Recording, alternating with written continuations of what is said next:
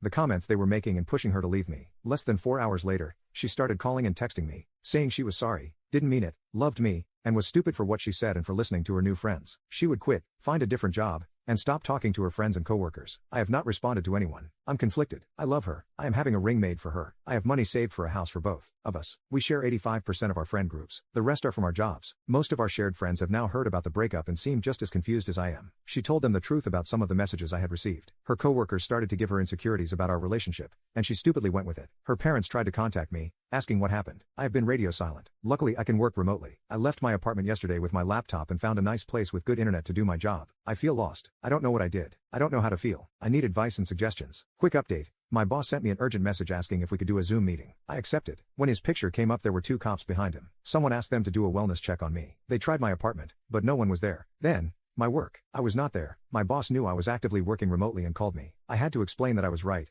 I just had my phone off due to drama. I'm also supposed to go to her parents' house tonight. Update. I sent a generalized message to those who reached out, stating that I was okay and safe, as well as need time and space while I work out some personal issues. I picked up the ring since it had already been paid for. Then, put it in the box I made for it. I did go to her parents' house. As soon as I pulled up, Kate opened the door and ran out. She had been crying. They went to give me a hug. I accepted, but it wasn't how I usually hug. She then tried to kiss me. I moved my head and backed up. We went in and sat down. We sat for about 10 minutes without saying anything. She started crying and said she was sorry. I just responded with okay. I asked her what she told everyone. She told the truth. I asked her why the cops were called to check on me. She explained that she didn't call them. After our friends found out, they tried reaching out. After they had not heard from me in over 24 hours, they decided to call for a wellness check. Kate used the word catatonic to describe me while after I walked away. I asked her why did she break up with me. She didn't give me a straight answer. Something about people at work constantly talking bad about me and playing on her insecurities. I asked her why she kept letting that happen and not stopping it by setting clear boundaries. She said that she tried, and it would work for a day but would return later. I asked if she saw value in me as a person or in our relationship. She said that she does both. I asked why she would break up over something a random stranger said about me. She said she was sorry and it was a dumb mistake. I asked how they knew about me or our relationship and how much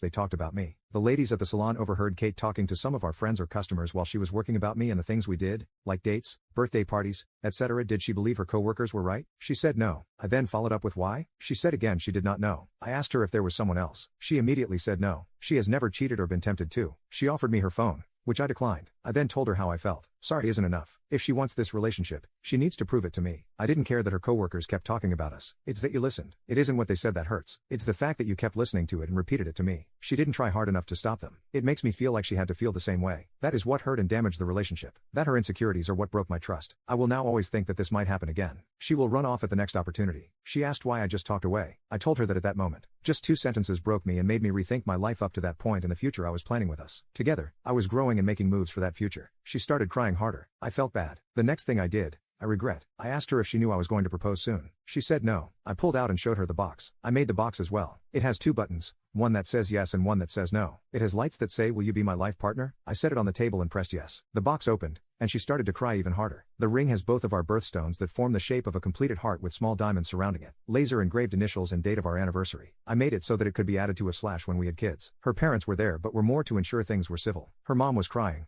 and her dad looked pissed but not at me. They both made comments about the ring/box. I told her that the future I had planned would not happen anymore. We need to give each other space. At least 3 months of no communication. We must step back and look at who we are and what we want moving forward. After that, we will see where we are at. But this is on my terms and timeline. I can't return the ring, so I don't know what to do with it. I might just give it to her if things don't work out after 3 months. She said most of our shared friends told her off and blocked her. Her parents are pissed, and her little sister hasn't talked to her since the first night. I said I'm sorry but actions have consequences. I wished her the best. She thanked her parents for all they had done for me and hugged them. I knocked on her little sister's door. I have known her all of her life. Thanked her as well. Hugged her and left. I have 4 months left on my lease. I'm thinking of possibly moving when it expires. Tonight I'm hanging out with a good friend Mr. Johnny Walker. I will get my life going again tomorrow.